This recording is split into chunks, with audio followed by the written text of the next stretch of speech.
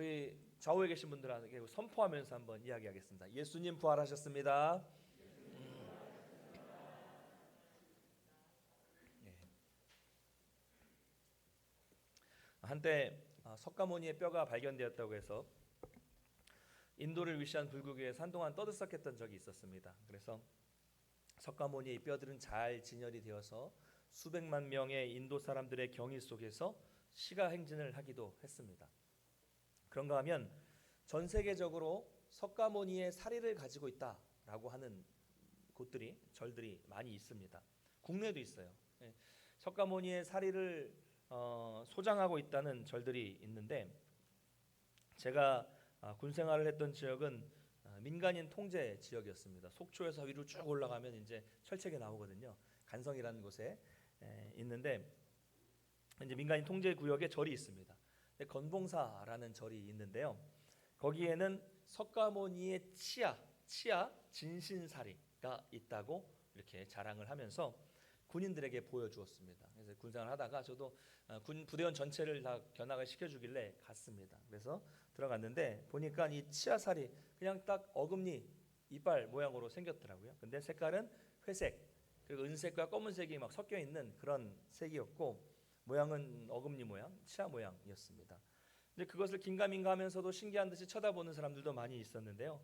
제가 그것을 보면서 받은 느낌은 뭐였냐면, 뭐 신기하다 이런 게 아니라 그냥 허무하다라는 것이었습니다. 그것이 뭐 진짜 석가모니의 치아인지 아니면 그것을 그렇게 믿고 있는 것인지 모르겠지만, 중요한 것은 그게 진짜 석가모니의 치아라고 해도 별로 달라질 것은 없죠. 왜냐하면 그래서 오히려 석가모니도 자신의 죽음을 극복하지 못하고 지금 이 치아만 남아서 치아를 사람들이 구경하고 있는 것이지 않겠습니까? 이처럼 이 땅에서 영원히 살 것 같았던 수많은 권력가들, 또 태평성대를 이루었던 그런 왕들 모두 죽음을 극복하지는 못했습니다. 그리고 죽은 후에는 화려한 무덤, 피라미드 이런 것들을 자랑하고 있죠. 그러나 기독교는 어떻습니까? 기독교는 죽은 자의 무덤을 찾아 어떤 순례를 하거나 참배하는 무덤의 종교, 죽음의 종교가 아닙니다. 기독교는 무덤을 자랑하지 않습니다. 왜 그렇습니까? 부활의 종교이기 때문이죠. 예수님은 분명히 고난 가운데 죽임을 당하셨습니다. 그러나 그걸로 끝이 아니었습니다. 죽음을 이기고 부활하셨기 때문에 기독교를 참된 종교라고 하는 것이죠. 물론 어딘가에 무덤이 있겠죠. 근데 그건 중요하지 않습니다. 어떤 주님이 없는 무덤은 아무 의미가 없기 때문입니다. 그러므로 여러분, 부활은 기독교의 핵심입니다. 할렐루야. 부활은 기독교의 핵심이에요. 그렇다면 주님의 부활은 나하고 무슨 상관이 있을까? 핵심이라고 하는데, 그리고 우리에게 무엇을 의미하는 것일까요? 두 가지인데요. 첫째로 주님의 부활로 인해서 우리에게도 부활과 영생이 주어지게 되었다는 사실을 여러분 믿으시기 바랍니다. 여러분 보십시오. 주님이 부활하지 않으셨다면 어떻게 되었을까요? 본인이 죽음을 이기지 못하고 무덤에 누워서 시체로 썩었다면 어떻게 우리를 구원할 수 있겠습니까? 몇 번 말씀드렸지만 자신의 앞을 보지도 못하는 시각장애인이 다른 사람을 인도해 준다는 것은 말이 되지 않는 사실이죠.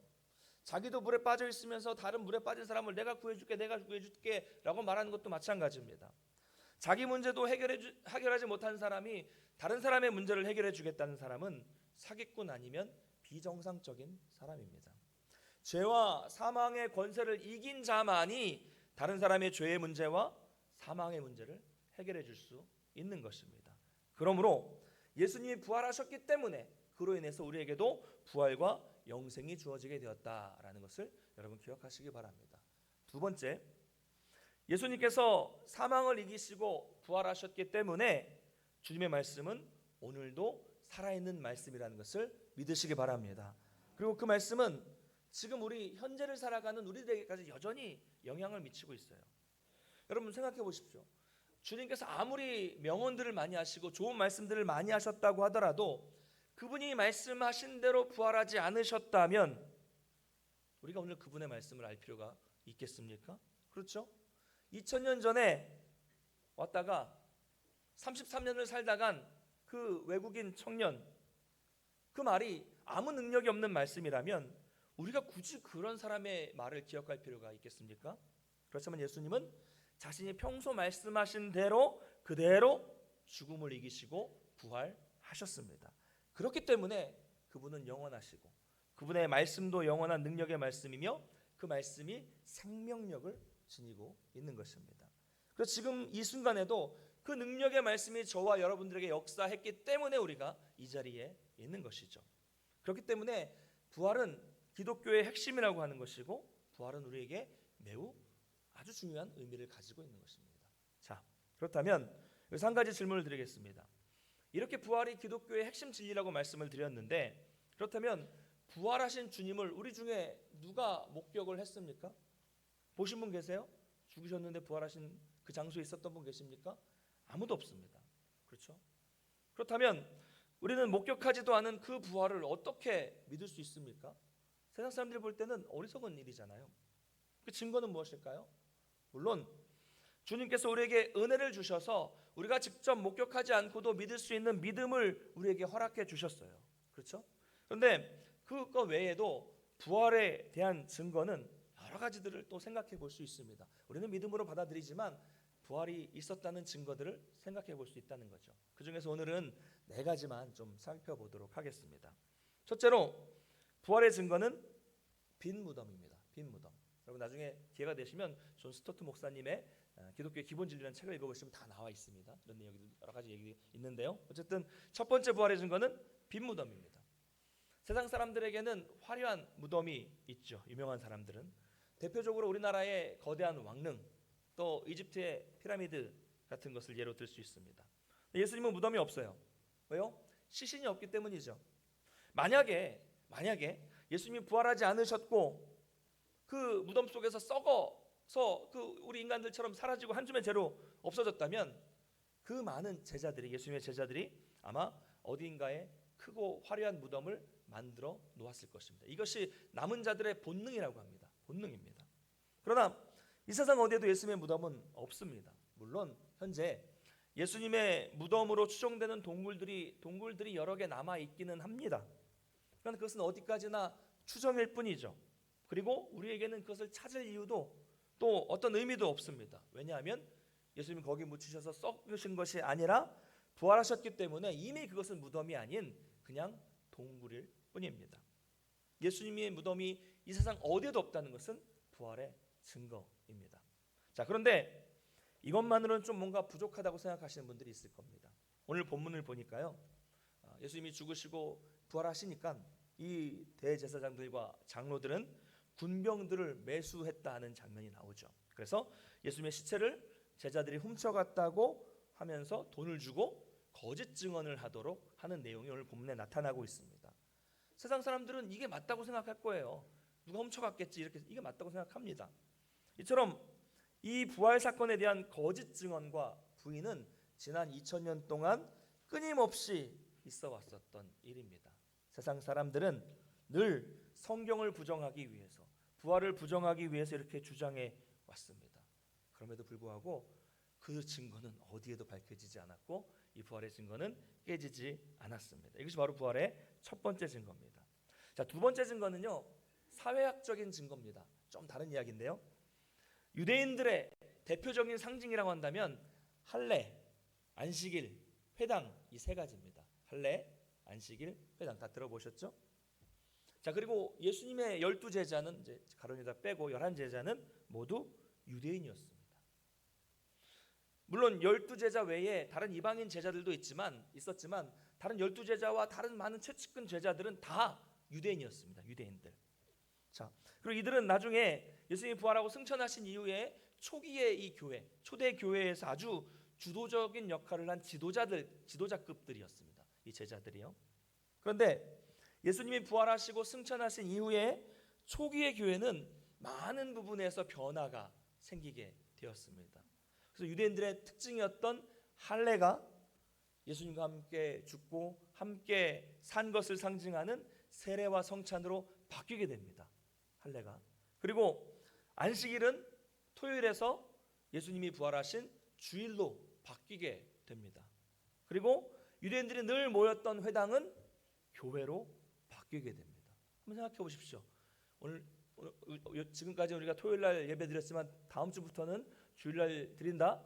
이 변화가 쉽습니까? 쉽지 않죠. 유대인의 상징이라고 할 수 있는 이 핵심적인 것, 할례와 안식일과 회당이 어떻게 갑자기 변할 수 있었을까요? 초대 교회의 지도자들은 다 유대인이었는데 그 유대인들이 대대로 자기들 전통에 내려왔던 그들만의 전통, 그들이 그렇게 지키려 했던 전통이 어떻게 하루아침에 갑자기 변할 수 있었을까요? 거기에는 뭔가 특별한 이유가 있었다는 것이죠. 엄청난 변화, 뭔가 그들의 어떤 그 가치관과 모든 것을 바꿀 수 있는 충격적인 사건이 있었다는 것이죠. 이 시기에 있었던 가장 충격적인 사건은 부활밖에 없습니다. 부활 없이 갑자기 이런 엄청난 이 사회적인 변화가 있을 수 없다는 것이죠. 이것이 두 번째 증거입니다. 세 번째 증거는요, 사도들과 목격자들의 증언입니다. 오늘날에도요, 목격자의 증언은 법적으로 매우 중요합니다. 여러분, 사도가 누굽니까? 사도가 누구죠? 예수님의 부르심을 받고 복음을 전하기 위해서 예수님의 보내심을 받은 사람을 사도라고 말을 합니다. 예수님을 따라다니고 예수님을 직접 목격하고 그분과 함께하고 그분의 죽으심과 부활을 함께 경험한 사람들, 그것을 증거하는 사람들을 사도라고 말하죠. 자, 그럼 질문입니다, 여러분. 오늘날 2021년 오늘날에는 사도가 있을까요, 없을까요? 있습니까, 없습니까?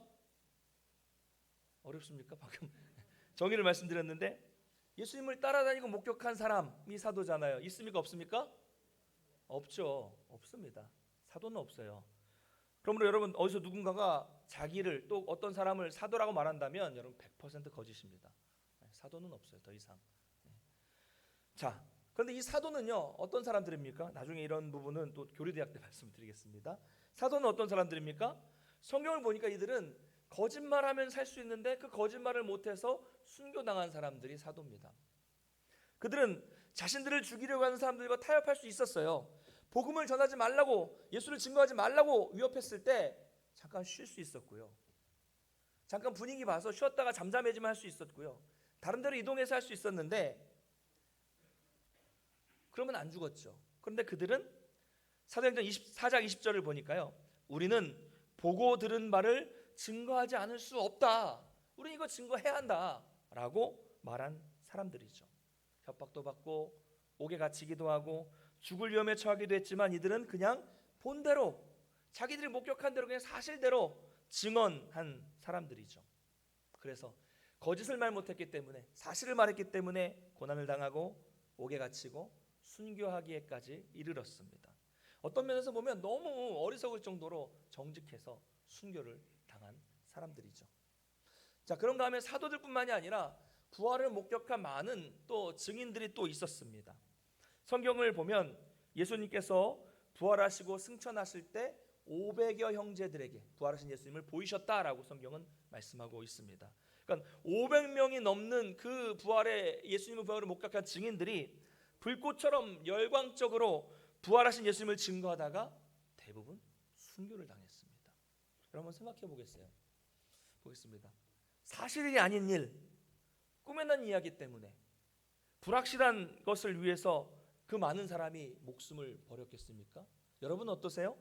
여러분은 진실이 아닌 일, 거짓인데 확실하지도 않은데 거기에 목숨을 버릴 수 있습니까? 바보가 아닌 이상 사실이 아닌 일 때문에 죽임을 당하는 사람은 그런 일은 없습니다. 또한 죽은 예수님으로 부활신앙이라는 것을 만드는 것, 이것도 불가능한 일이죠. 다시 말씀드리자면 거짓으로 꾸민 일을 사실인 것처럼 오랫동안 들키지 않고 유지한다는 것은 불가능하다는 것이죠. 오늘 본문에서처럼 제자들이 이것을 시체를 훔쳐가서 거짓으로 꾸민 일이라면 반드시 그게 밝혀지게 되어 있다는 것입니다. 이 부분에 관해서는요, 제가 신학교 초창기 때 아주 오래전에 읽었던 유명한 목사님의 책에서 읽었던 내용을 좀 잠깐 소개하도록 하겠습니다.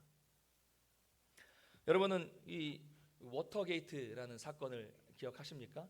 잠시 설명을 드리면요, 이 사건은 1972년에 있었습니다. 제가 태어나기 전이기 때문에 저는 모르는데 나중에 이야기를 통해서 들은 것인데요, 1972년에 미국 공화당 대통령인 닉슨 대통령의 재선을 위해서 그 닉슨 대통령 측의 이 스파이들이 워싱턴에 있는 워터게이트라는 빌딩에 있는 그 상대방 당, 반대 당, 민주당이죠. 미국 민주당 당사에 침입해서 도청 장치를 설치하려다가 발각되고 체포된 사건을 말합니다. 처음에 이 워싱턴 포스트지의 두 기자가 이 사건을 대수롭지 않게 여기면서 취재를 했습니다. 그냥 단순히 도둑이 들은 거겠지라는 생각으로 취재를 시작을 합니다. 그러다가 보니까 이것이 단순 절도 도둑 사건이 아니라 엄청난 권력과 연관된 사건이라는 것을 깨닫게 됩니다. 두 기자는 망설였어요. 엄청난 권력이 있으니까. 그러나 계속 파고 들어간 결과 알게 된 것은 닉슨 정권의 선거 방해, 그리고 정치 자금의 부정 수뢰, 그리고 탈세 등이 드러나게 되었습니다. 뒤늦게 이제 닉슨 대통령은 이 사실을 무마하기 위해서 직접 나섰습니다. 엄청난 권력을 가지고 있으니까 그는 수많은 엘리트 변호사들, 최고의 변호사들과 또 똑똑한 사람들, 박사들을 다 동원해서 어떻게든 이 사건을 덮고 무마시키기 위해서 거짓으로 조작을 합니다. 그러나 그 거짓은 단 18일 만에 들통이 나고 말았습니다. 결국 그래서 1974년 8월에 하원 사법위원회에서 대통령 탄핵 결의가 가결되었고 닉슨 대통령은 결국 대통령직을 사임할 수밖에 없게 되었습니다. 엄청난 사건이었죠. 그래서 이 빌딩, 워터게이트라는 빌딩 이름을 따서 이때부터 정부와 관련된 어떤 불법 행위에 대해 말할 때 사건 뒤에는 무슨 게이트라는 말이 붙습니다. 요즘에도 여러분 뉴스를 보시면 가끔 누구 게이트, 무슨 게이트라는 그런 사건들이 요즘에 나오는 게 이 워터게이트에서부터 유래가 된 것이죠. 자, 중요한 것은 뭐냐면요, 당대 최고의 엘리트들, 최고의 변호사들, 최고의 박사들이 거짓으로 사건을 조작하려고 했지만 결국 한 달을 넘기지 못했다는 사실입니다. 여러분, 이것은 무엇을 말하는 것입니까? 거짓은 반드시 드러난다는 거죠. 진실은 반드시 밝혀지게 되어 있다는 것입니다. 온갖 지혜와 지식을 동원해서 탄로나지 않도록 계획을 세우고 조작하지만 거짓은요, 오래 가지 못합니다. 그런데 성경이 전하고 있는 이 2000년 전의 예수님의 부활의 내용은 지금 바로 우리에게까지도 허물어지지 않은 채로 전해지고 있습니다. 지금 우리가 그것을 믿고 있다는 거죠. 어떻게 그럴 수가 있을까요? 당대 최고의 엘리트들이 꾸민다고 하더라도 한 달도 버티지 못했습니다. 근데 만약 오늘 본문처럼 갈릴리의 이 무식한 어부들이 예수님의 시체를 훔쳐가서 부활 사건을 거짓으로 꾸민 것이라고 한다면 과연 얼마나 버틸 수 있었을까요? 그렇죠. 곧바로 밝혀졌을 겁니다. 지난 2000년 동안 오늘 본문처럼 정말 이 부활의 증거를 허물어뜨리기 위한 숱한 도전이 있었고 숱한 많은 이야기들 또 막 시도가 있었지만 성경의 증언과 이 목격자들의 증언은 지금까지도 그 사실이 결코 허물어지지 않았다는 것을 여러분 기억하시길 바랍니다. 이것이 부활의 세 번째 증거입니다.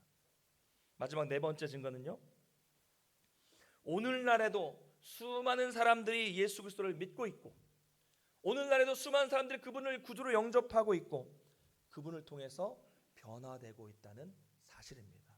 그래서 지금도 새 생명을 얻고 있습니다.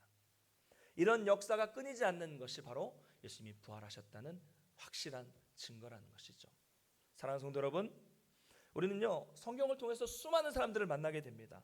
사도 바울은 어떻습니까? 예수님을 전하던 사람들을 핍박하고 그런 사람들을 잡아 죽이던 사람이었는데 부활하신 예수를 만난 이후에는 완전히 바뀌어서 부활의 증인이 되었습니다.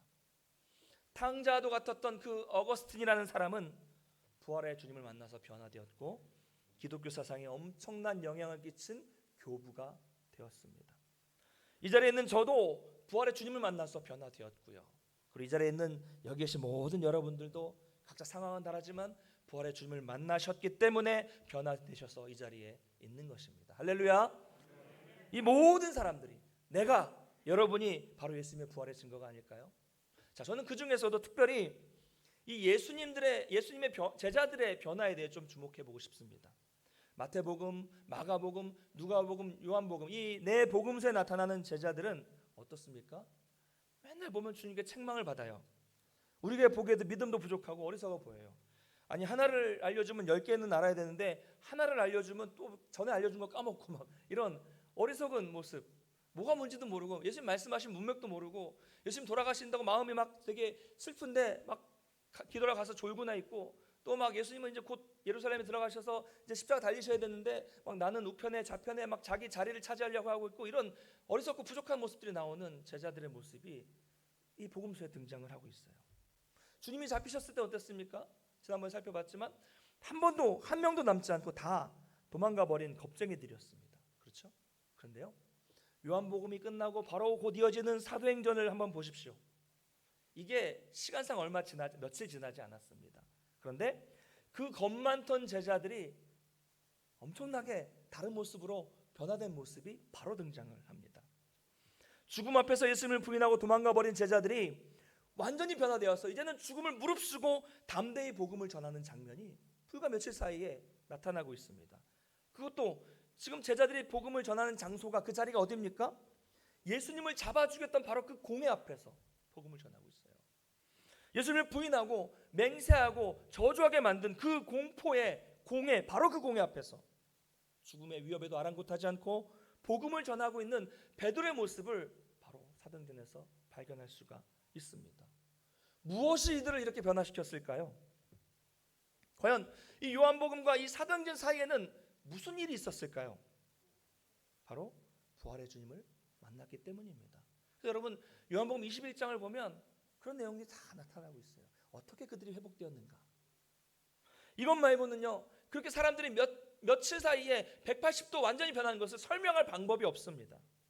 그들은 몇 번이나 부활의 주님을 만났습니다. 분명히 그분이 십자가에 달려 돌아가셨는데 무덤에 장사되셨는데 바로 그분이 그 손에 못자국을 그대로 보여주시고 그 허리에 난 창자국을 그대로 보여주시면서 자기들 앞에 나타나신 것이죠. 부활하신 것입니다. 그 부활의 주님을 만나고서야 그들은 비로소 깨달았습니다. 아, 그렇구나. 이분이야말로 진짜구나.